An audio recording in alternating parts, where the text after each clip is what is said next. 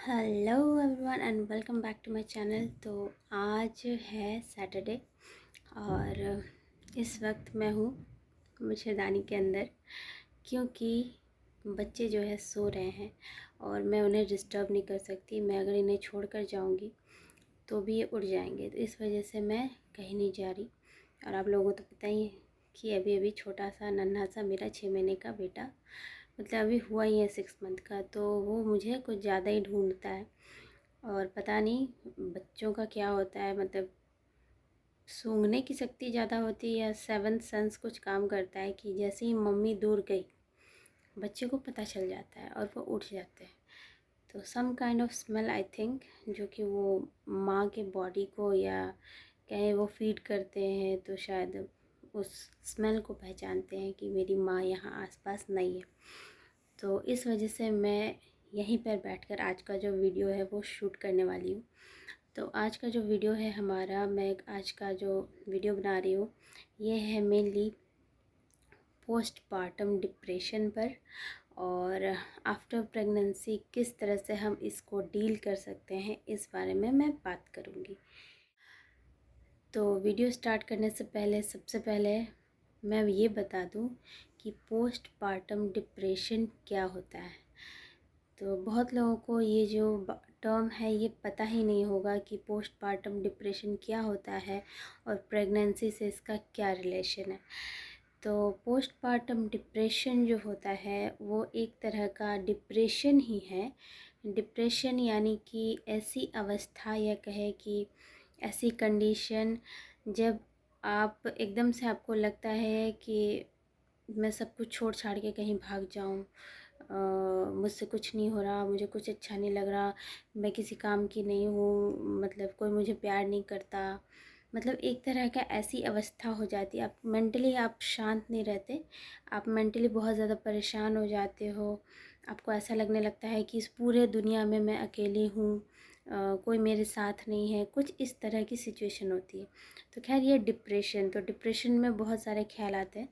तो postpartum depression का क्या कहने का मतलब हुआ, पोस्ट यानी कि बाद, पोस्टपार्टम यानी कि प्रेगनेंसी जब आपकी रहती है और प्रेगनेंसी के बाद जब आपकी डिलीवरी हो जाती है, जब आप बच्चा डिलीवर कर देते हो, बच्चा जब आपका पैदा हो जाता है, तो उसके बाद जो टाइम होता है, यानी कि शुरुआत के आप कह सकते हैं 6 महीना, 1 साल, 2 साल, 3 साल, क्योंकि ये जो पोस्टपार्टम डिप्रेशन जो होता है इसकी जो ड्यूरेशन है या कहें अवधि है, यानी कि कितने दिन तक ये रहेगा या कब तक रहता है ये कोई नहीं जानता। ये वो सिर्फ फेस कर रहा होता है जो उस चीज़ से गुज़र रहा होता है। इस चीज़ को मैं अगर आपको समझाऊँ सही से, तो आप यूँ समझिए जैसे कि मैंने बच्चा डिलीवर किया है अभी 6 महीने पहले।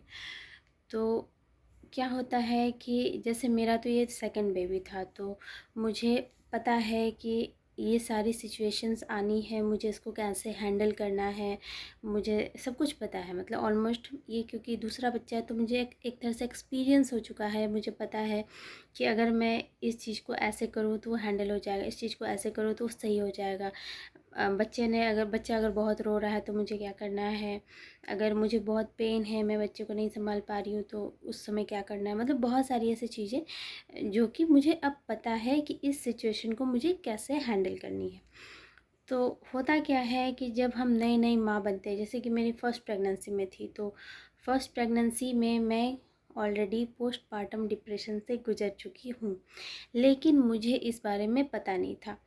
तो मुझे पता नहीं था और मेरे हस्बैंड को भी पता नहीं था, हमें नहीं पता था कि एक्चुअली ये जो टर्म है ऐसा कुछ होता है और इस चीज़ से मैं गुजर रही हूँ। तो होता क्या है कि जैसे आप नई नई माँ बनी, अभी आपने बच्चे को डिलीवर किया, तो उस समय आपको ऐसे ही बहुत सारे स्टिचेस लगे रहते हैं, आपको पेन हो रहा होता है, आपको स्वेलिंग हो रही होती है, आप बच्चे को फीड करा रहे होते हैं। तो ये सारा कुछ आप करा रहे होते हैं और उसी बीच में आपको घर से निकलने नहीं दिया जाता, आपको कैद करके रखा जाता है, मतलब जो भी हमारे सोसाइटी का नियम है। तो उसमें क्या होता है कि आप बच्चे को फिर बैठ कर ही दूध पिलाना है, सोकर दूध नहीं पिलाना, बहुत सारी मतलब रेस्ट्रिक्शंस होते हैं आपके ऊपर।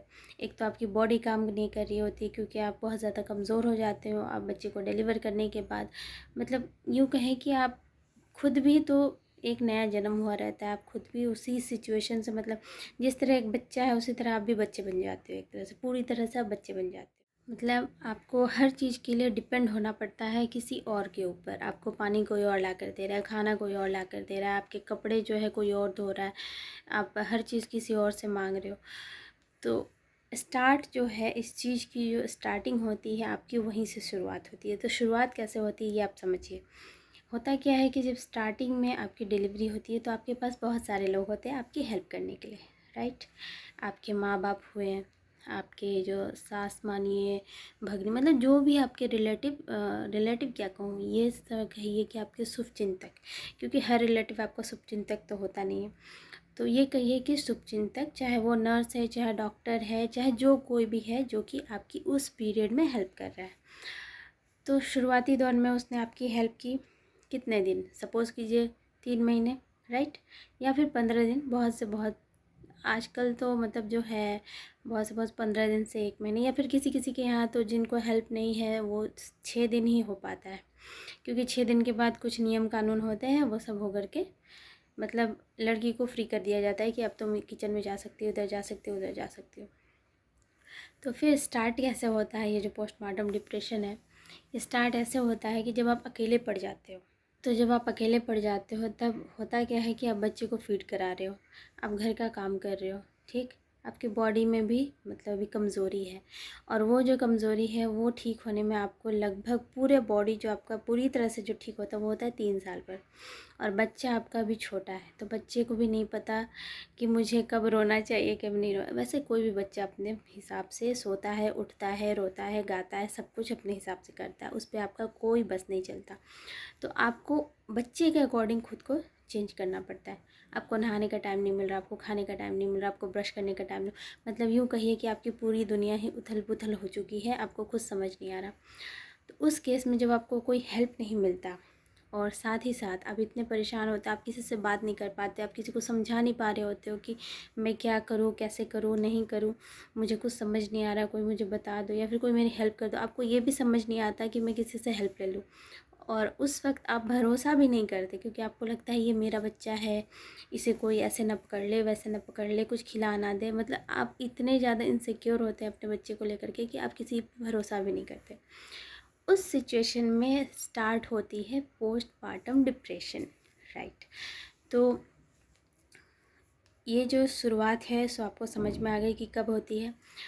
तो ऐसे ही होता है। फिर क्या होता है कि बच्चे जो होते हैं धीरे धीरे बड़े होते हैं, फिर आपको बच्चों के टेंट्रम्स हैंडल करने होते हैं। बच्चा जो से चीखता है, चिल्लाता है, रोता है, एनी टाइम दिन रात आपको जगाता है, आपको नींद की कमी होती है, आपके बॉडी में आयरन की कमी होती है, मतलब बहुत कुछ होता है। तो ये सारी चीज़ें आप हैंडल नहीं कर पाते। फिर हस्बैंड जो है ऑफिस जा रहे, मतलब उनके रूटीन में तो कोई चेंजेस नहीं आए।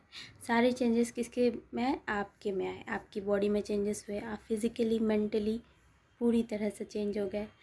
देन आपके लाइफ में एक ऐसा बच्चा आ गया, या कहिए कि एक मतलब ना चाहते हुए भी आपका एक फॉलोअर आ गया है जो कि आपको 24/7 फॉलो करता है।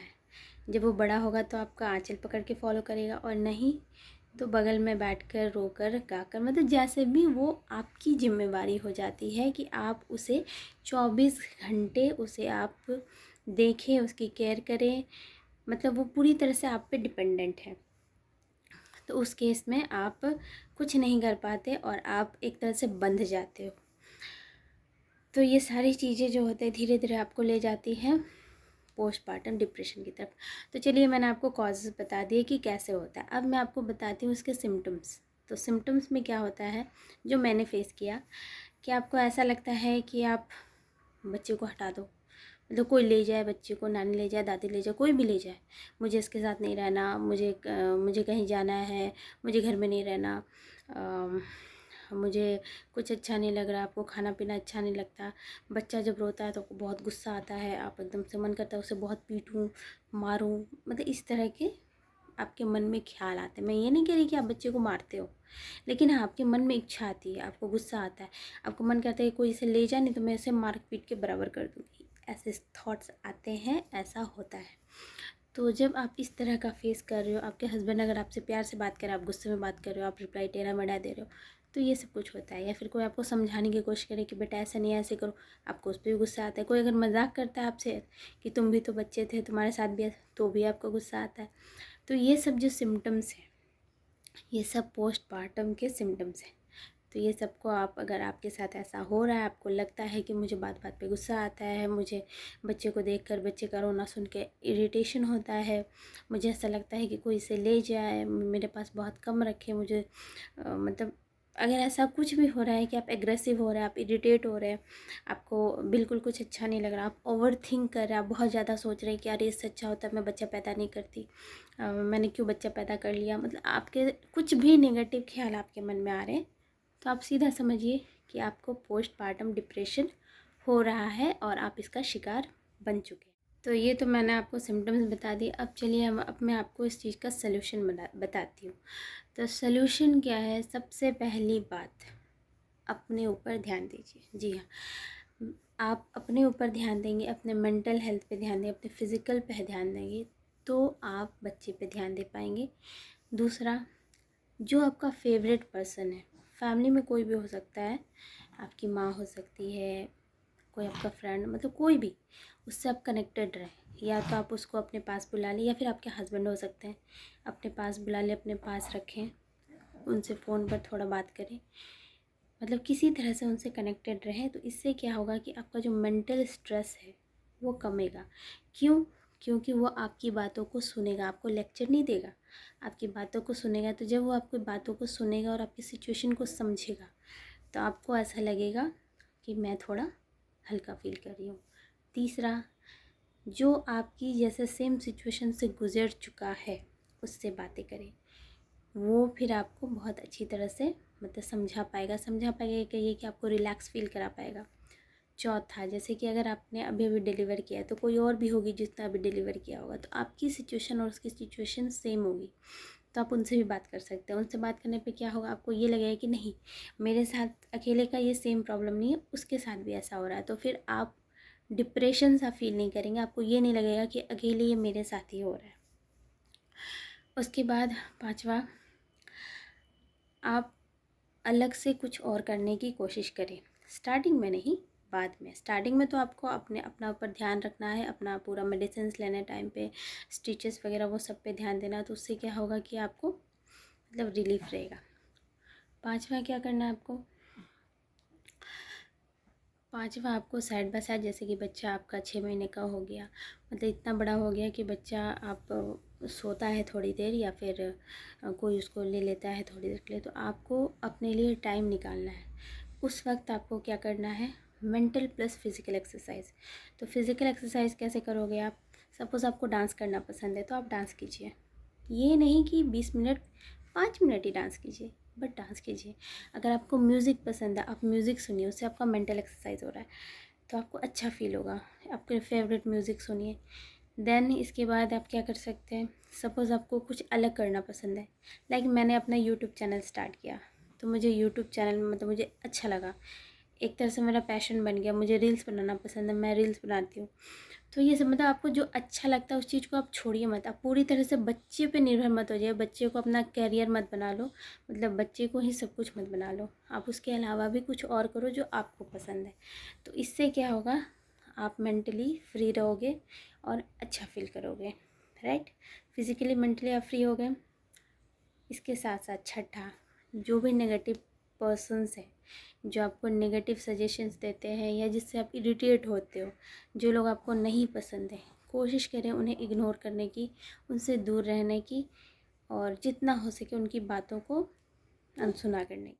इसके साथ ही आप क्या कर सकते हो, आप टाइम टाइम पे अपने दोस्तों के साथ बाहर घूमने जा सकते हो, अपने फैमिली के साथ बाहर खाना खाने जा सकते हो, अपना फेवरेट खाना खा सकते हो घर पे बना के, या फिर कुछ ऐसी जगहों पे आप घूमने जा सकते हो जहाँ आपको जाने का मन था पर आप जा नहीं पाए। और अगर ऐसा होता है कि आप घर से बाहर नहीं निकल पा रहे, किसी तरह से आपकी फैमिली जो है बहुत ही रिज़र्व टाइप की है, तो फिर आप कोई ऐसा किताब मंगवा सकते हो जो आप पढ़ना चाहते हो, या फिर कुछ ऐसा काम कर सकते हो। लाइक बहुत लोगों को कढ़ाई बुनाई का काम पसंद होता है, मतलब जो आपका फेवरेट था पहले, बच्चा होने के पहले, उस काम को आपको नहीं छोड़ना है, आप कंटिन्यू करेंगे तो फिर आप मेंटली शांत रह पाएंगे और इस पोस्टपार्टम डिप्रेशन जैसी बीमारी से दूर रह पाएंगे। क्योंकि अगर आप इस चीज़ से दूर नहीं रह पाए तो आपकी इस लाइफ में उथल पुथल मच जाएगी, आपका जो रिलेशन है आपके हस्बैंड के साथ, आपकी फैमिली के साथ, वो भी ख़राब हो जाएगी। तो आपको अपने हस्बैंड को भी इस चीज़ के बारे में समझाना है और साथ ही साथ आपको भी समझना है। जब आपको ऐसा लगे कि आप बहुत ज़्यादा नेगेटिव फील कर रहे हो, बहुत ज़्यादा मतलब आप कंफर्टेबल नहीं हो बच्चे के साथ, या फिर आप खुद में हेल्पलेस फील कर रहे हो, तो फिर आपको इसको हैंडल कैसे करना है ये मैंने आपको समझा दिया, आपको बता दिया। क्योंकि मेरे साथ ऐसा हुआ था कि मैं उस वक्त नहीं जानती थी इसके बारे में और मुझे बहुत दिक्कत हुई और मेरी काफ़ी लड़ाई होती थी अपने हस्बैंड से। तो होता है ऐसा, तो लड़ाइयाँ नॉर्मल है, हर रिलेशन में लड़ाइयाँ होती है, चाहे भाई बहन का रिश्ता हो, चाहे हस्बैंड वाइफ का रिश्ता हो, चाहे माँ बच्चे का रिलेशन हो। तो अब आप सुन सकते हैं हमारा जो बन्नी है वो उठ चुका है और आप देखिए